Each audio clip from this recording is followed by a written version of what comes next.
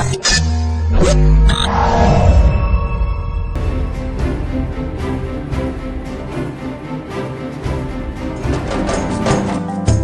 woke up sound and strong this morning, a lot of questions on my mind. Is to you more is away? Do we care? Do we worry about the way this world is going? About the million things I still do we dream?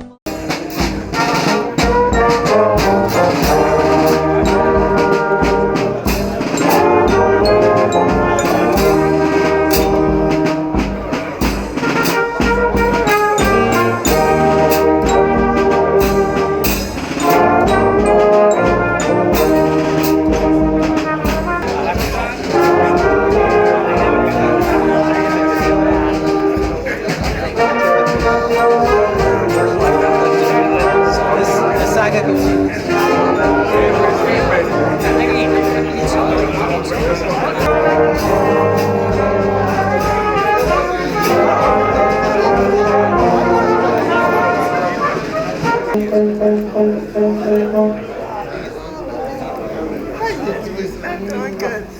I was just thinking about you.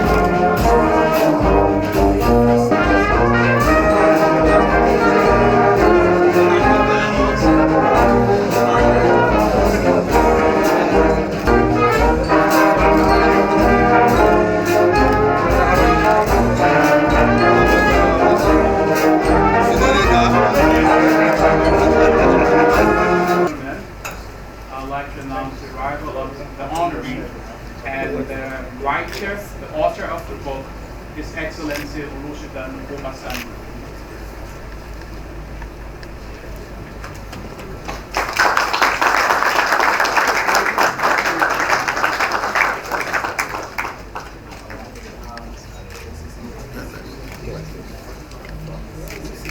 You may have the seat.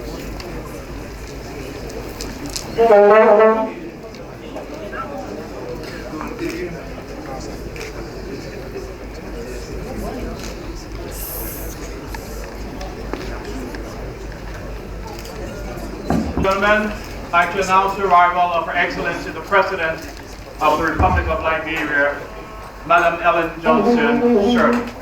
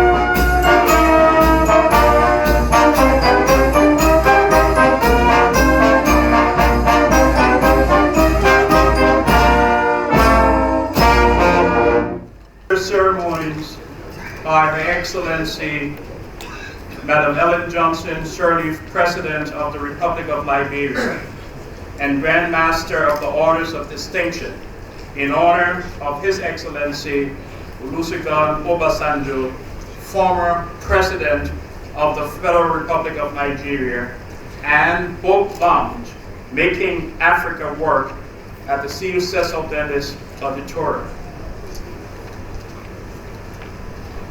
We'll invite the Reverend Sandal Townsend, Religious Advisor to the President, for invocation.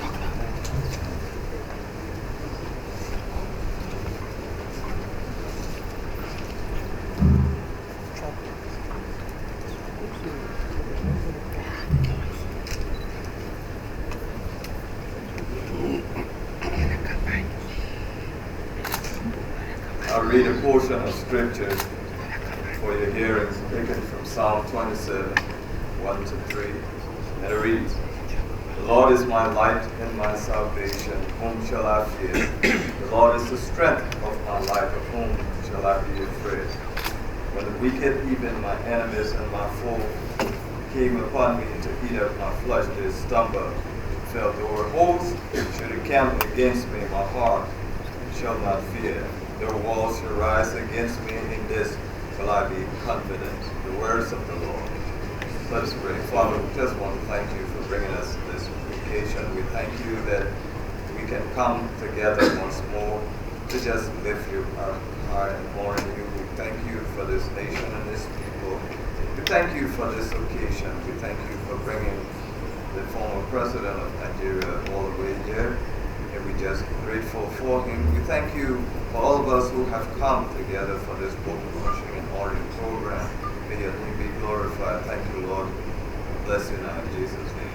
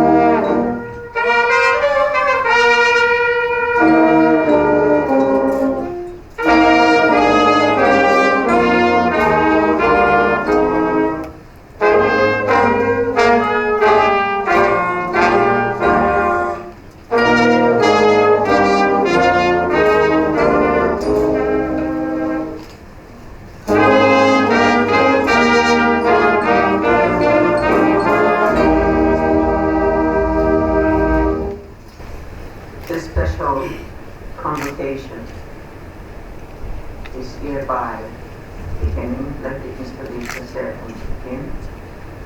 Madam Chancellor, read the last of us. God, early will I seek you. My soul thirsts for you. My flesh longs for you in a dry and thirsty land where there is no water.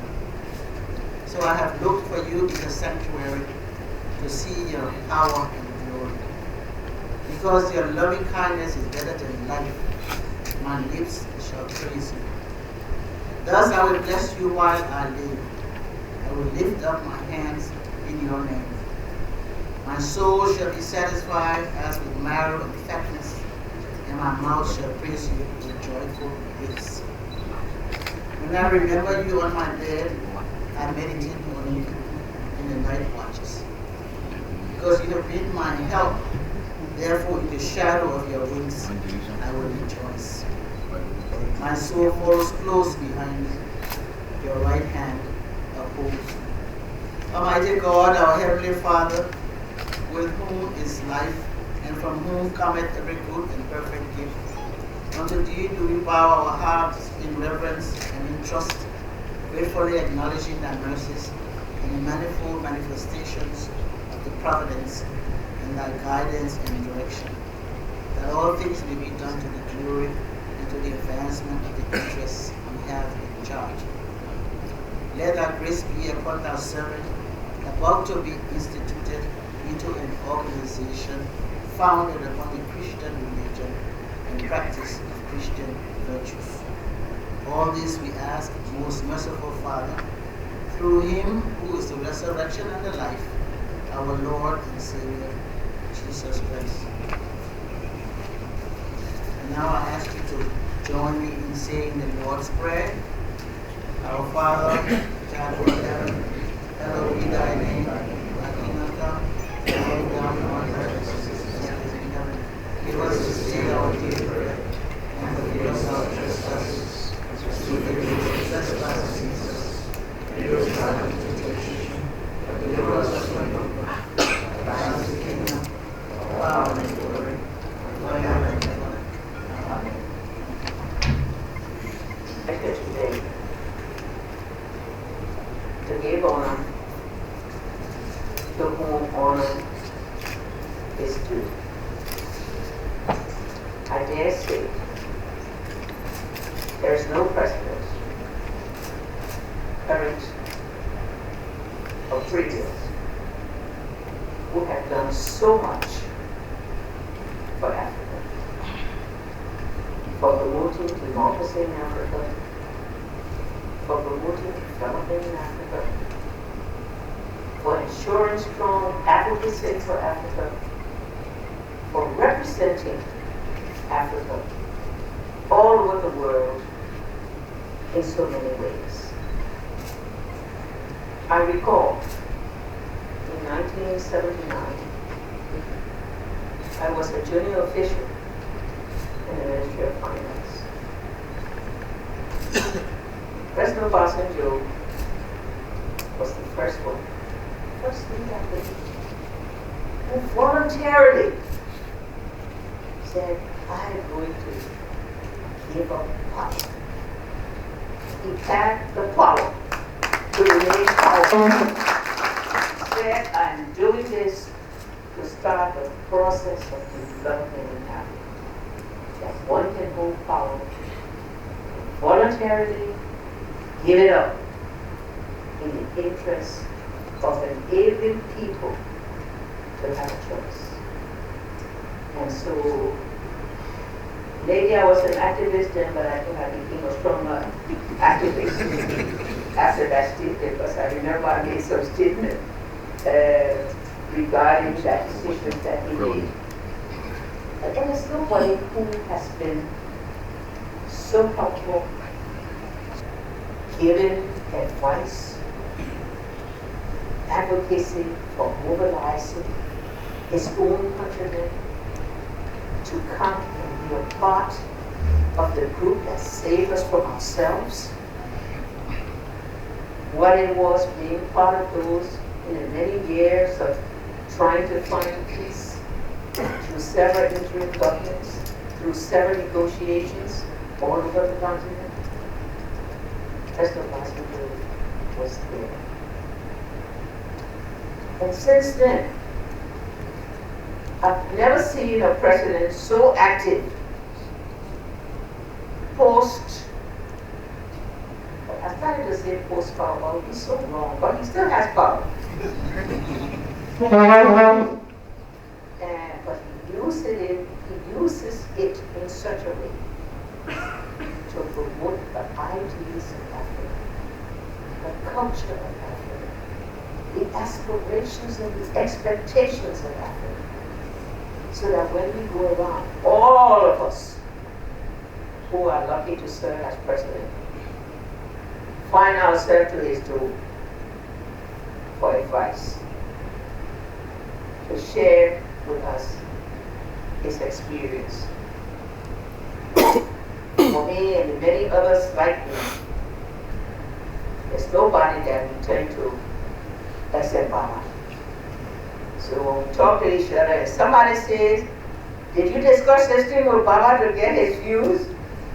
You know it means his recognition at the highest level. I was privileged to be a part of the dedication, of this library. And again, first in Africa, what it took to plan, to put together the investment, to have that occasion, that event, in which we all were awed in wonder at the high level of technology that was used, but more importantly, his memory on those shelves, in those places, his grade card for elementary school. You have kept that, and we all look at that. Exchanges he had with so many world leaders. There's no way I can say what President Obasanjo represents to us in Africa and what he represents in the world. Again, leaders, not only in Africa, seek his advice, seek his counsel, look to him to solve problems that they have in Africa because of his vast experience all over the continent. So coming here, I don't need to recognize him, but to recognize his work. I can't remember how many books he's written himself. And this one with Dr. Mills is just another contribution to our history, to our tradition, to our culture. Baba, thank you for accepting Liberia's request to honor you, for coming to do so before some of your associates, your friends, and certainly in the midst of one of our people. I don't think I've seen, I can't say, I think I've seen a presidential candidates come to any exam. It's the only one.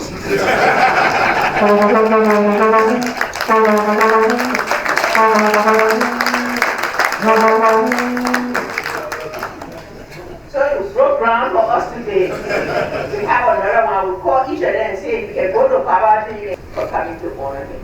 I think you've joined us in doing something that is appropriate. And I want to commend each and every one of you who are here for being a part of this. And thanks to all of you who have come to honor this great man, this great son of Africa. Investment and all, to say to Liberia, you can do better in this area. You should not be dependent on other people to do this for you. Again, Baba, thank you for the conversation.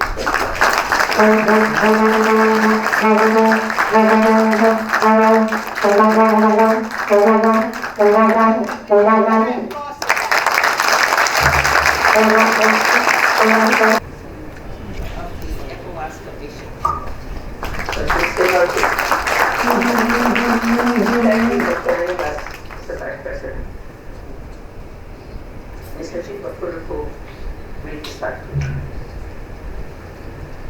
Mrs. Ellen Johnson Sirleaf, President of the Republic of Liberia and Grand Master of the Orders of Distinction of the Republic of Liberia, for the conferral of Knight Grand Cordon into the most venerable order of the Pioneers on His Excellency Olusegun Matthew Okikiola Aremu Obasanjo, GCFR, former President of the Republic of Liberia.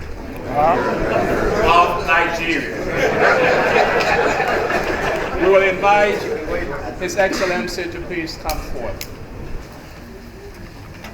You may have your seats.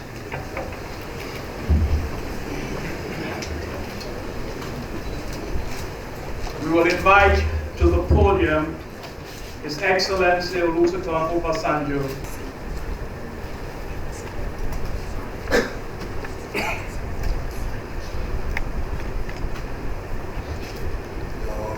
Excellency, the President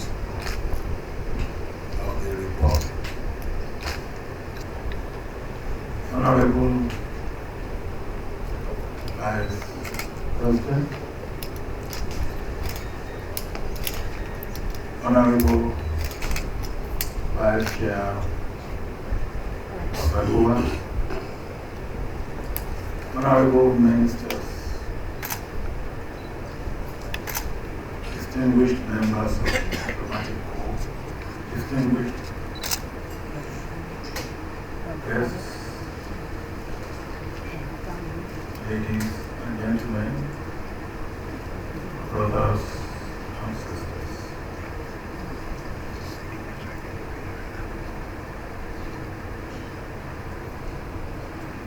Your Excellency, the President. Well, we will now invite Your Excellency, the President, who will proffer the toast to the honoree. Please sit down. Please sit down. I forgot to mention 2 or 3 attributes of our honoree, our honored guest.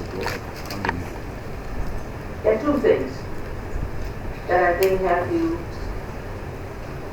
as casual as you are. Baba prays every morning and plays squash every morning.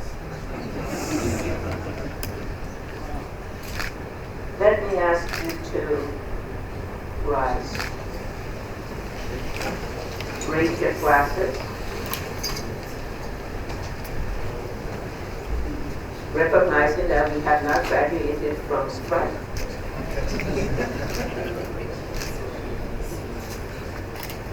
And ask you to drink lustily to our honored guest, our honoree, our friend, our brother,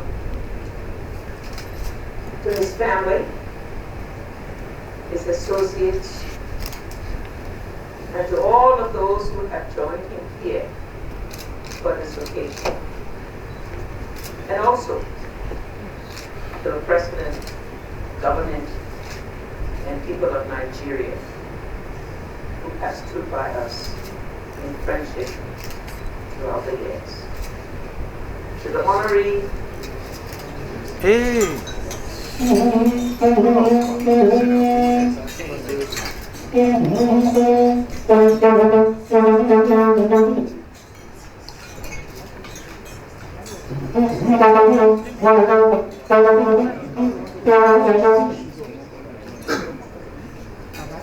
His Excellency, the Obasanjo will now respond to the toast of the President.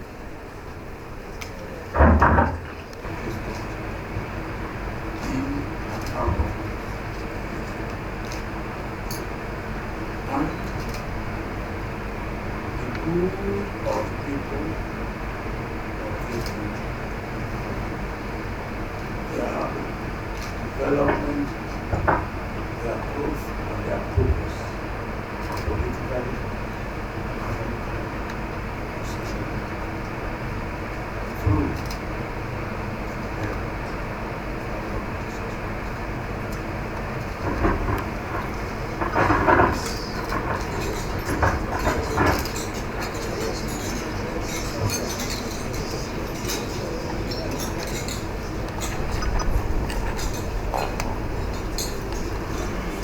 You may be seated.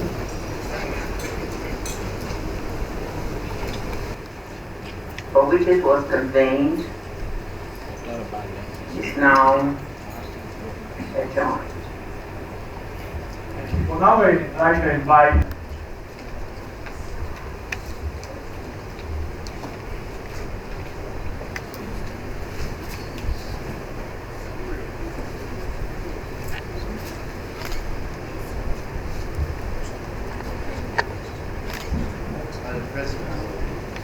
President Obasanjo, Mr. Vice President, Vice President of ECOWAS, honored guests, ladies and gentlemen. As they say in East Africa, I hope all protocols observed. It is is more than a great honor to be speaking on this auspicious occasion. We are an addendum to a much more important and significant event. I work for an organization called the Brenthurst Foundation, which was established about 13 years ago by the Oppenheimer family. I learned well before joining the Brenthurst Foundation of two very important lessons in life. And these were taught to me by my father, and he would say beaten into me from a very early age. The first was that your eyes never lie. You need to go out and learn things for yourself.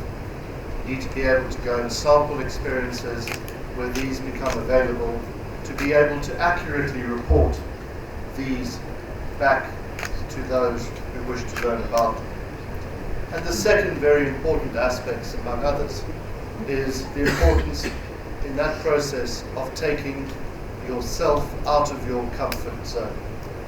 The book that we are launching here today is intended to take politicians, and I'm very glad there's a selection of presidential candidates here today, is intended to take politicians out of their comfort zone. And I'll come to those reasons in a second. It was Winston Churchill who said, writing a book is an adventure. To begin with, it's a joy and an amusement. Then it becomes a mistress. Then it becomes a master. And then it becomes a tyrant. The last phase is just as you are about to be reconciled to your servitude, you kill the monster and you fling him to the public. And this is one of those moments that we are flinging the monster to the public. And I hope that you sample it, engage with it, and there will be copies available outside for you to do so. It is not intended to be a final word. It is intended to stimulate debate around a very important set of issues. And there are a number of key themes to this book. The first and most important of these is the question of demographics. President Obasanjo will speak more to this in a moment, but the basic bottom line is sub-Saharan Africa has 1 billion people today, and at median estimates, it'll have 2 billion people by the year 2050. About 80% of this increase will be living in our cities. These will become sites of great development promise, but also political contestation if we don't get things right. The second aspect which is related to this is the question of youth and the question of unemployment as relates to much, unfortunately, of the situation of youth across sub-Saharan Africa today. And related to that, thirdly, it is a book fundamentally about growth and about jobs. We need a different solution to create jobs that our people across sub-Saharan Africa require, and this is a book fundamentally about aligning ourselves as governments, as those in the thinking business, to how do we go about creating jobs and equipping people properly for the next generation. And this is fundamentally a book, ladies and gentlemen, about the next generation. It lays out some of the big questions as we see them as co-authors. It's a book to build on the words that President Obasanjo mentioned a moment ago, that seeks answers to these big questions through policy choices. It's a book that does not dwell on conspiracies and history or the past choices that are no longer within our reach, as much as the future and the choices that lie within our power. In writing it, I was reminded of the words of John F. Kennedy, who said, "Let us not seek the Republican answer or the Democratic answer, but the right answer. Let us not seek to fix the blame for the past. Let us accept our own responsibility for the future." And this is a book about accepting that responsibility for a different, better future. There are 4 different authors. I'm one of them, of course, to this book. The others are Professor Jeffrey Herbst, who is the CEO of the Museum, a very distinguished Africanist based in the United States.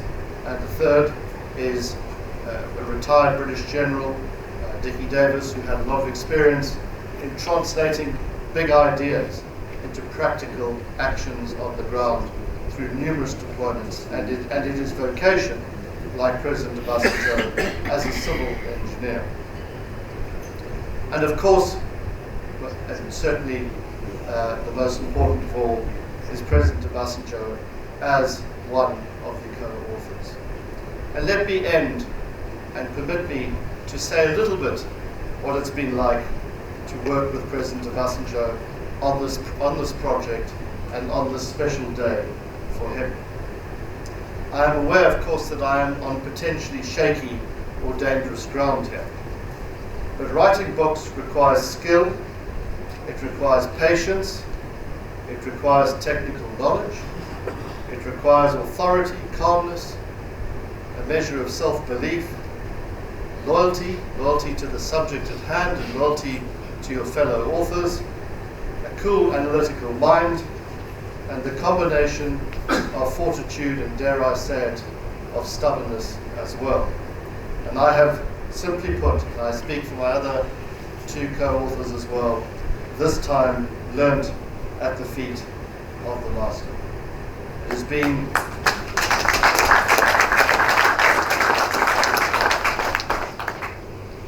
has been a remarkable experience to see highbrow analytical ideas or academic ideas infused with the practical realities of doing business and of doing politics in many different environments across the African continent.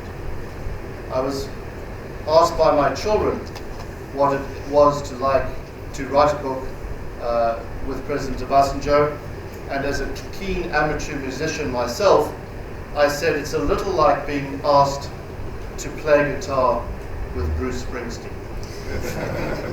Or perhaps Bob Dylan, of those of you of a different generation.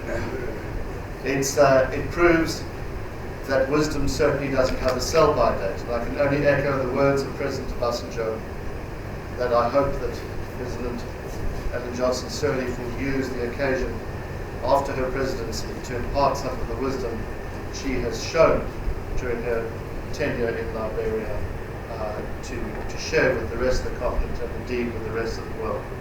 And let me end by saying I first came here in 2006, fresh from a deployment in Afghanistan, trying to understand how people could do things differently, to turn around fragile environments more quickly and with less bloodshed and less harm caused. I am amazed to come back 11 years later to see the transformation of Liberia in that little over a decade.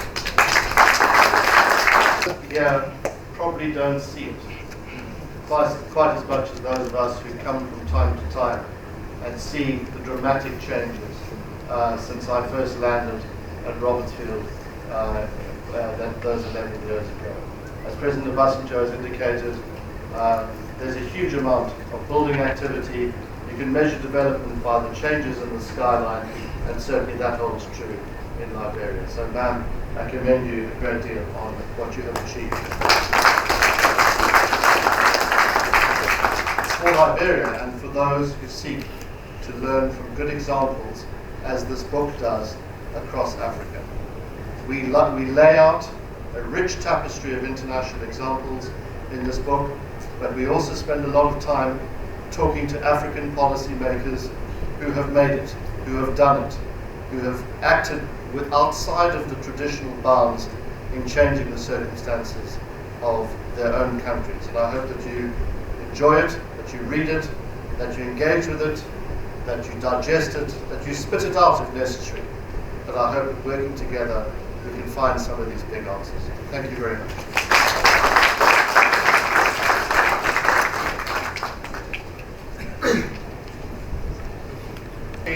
President Obasanjo delivered a talk.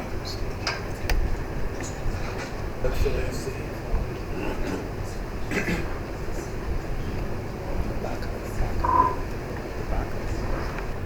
write a new edition. And the title will be Making Africa Work Better. Thank you very much.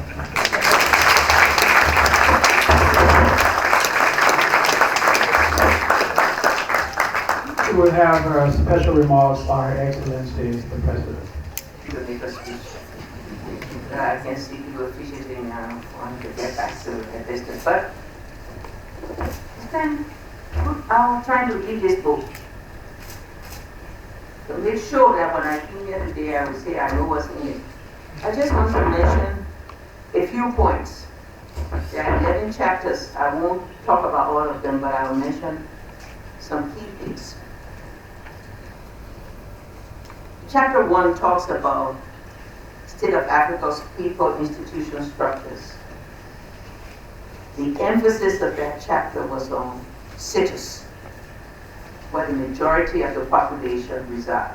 And we all know here, 1/3 of our population right here in this capital city. So we know what the challenge will continue to face to provide the services. 2 talk about democracy and development. And I just took one line from the whole thing that's in that chapter. Democracy and development are indivisible. I think that was clear. That is the thing that we need to ensure. I know we talk about, strong men. We pass the strong men of Africa anyway. Now when we get to the gentle women. The chapter on agriculture, very clear. Private sector driven agriculture for trade and value addition. Clearly, our own ways we have to go to have a truly functioning agriculture sector says that we've not put enough emphasis on the private sector to give them the incentive. What are you dealing with Liberian farmers, or what are you dealing with others? And so that message comes to all of us to make sure that we do that, and in that way we reverse the agricultural neglect that so many of our countries have faced over the years. In manufacturing, there's a whole section on manufacturing that talks about a conducive environment. We talk about that here in this country all the time. Conducive environment. Make sure people feel that you are friendly if you want that, and that means better partnership with the business sector. If we're friendly with them, they do more for us. The technology, one of our areas where we have big gaps. They said join the technological world. We should be doing more by removing all the regulatory and political barriers. And so that's a message for all of us. Mobilizing resources, de-risking investment. That will make it easier for investment to be able to prosper. And create regulatory spaces, moving away from foreign aid, using it only as a supplement. Yet it serves a purpose, but how do we make sure that purpose is secondary to the effort we make on our own? Planning for success, ruthless prioritizing,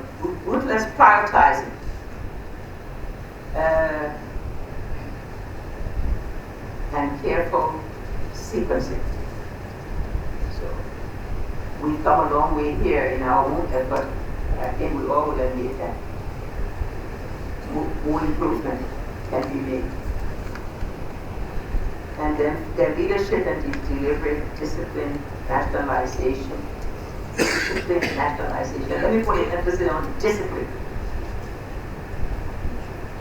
Something that we all could do more of. Accountability and transparency. I offer all of you to take the time to read it. I just mentioned some highlights for the elementary tutorial. But I think if you took the book, you see the minds that went into creating it, then I think it will benefit all who aspire, who are already in the leadership or aspire to leadership in the country. Thank you all for your patience. Thank you all for being here and your participation. I can now turn it over to the Chief of Protocol and ask him not to talk too much to close.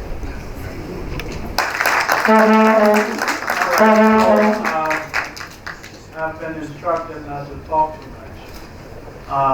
So this is how it's going to go. His Excellency will be going outside in the foyer. That's where he will be autographing your books. All right? I think he has a book free for each person.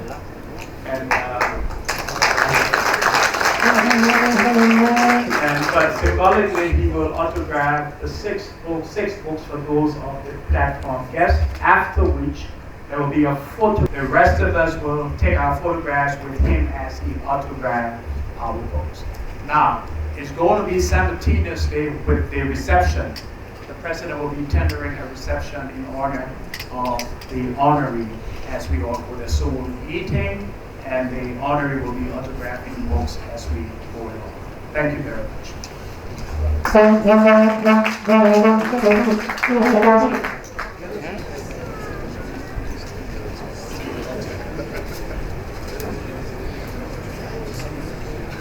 The band can give us flourishes the band as he signs the autograph.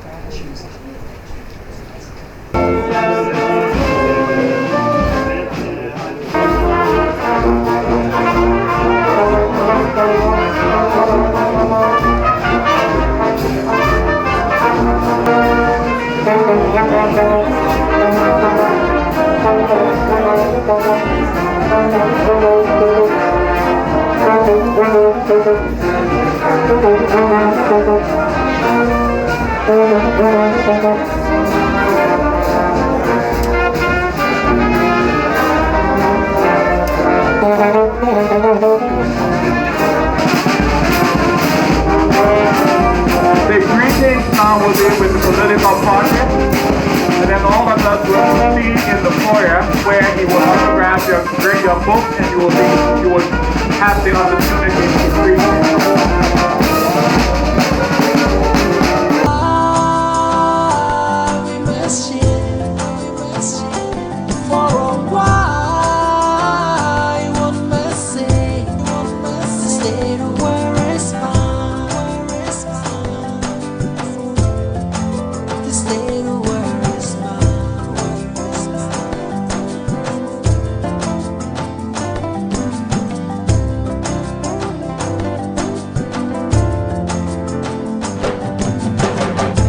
Does it really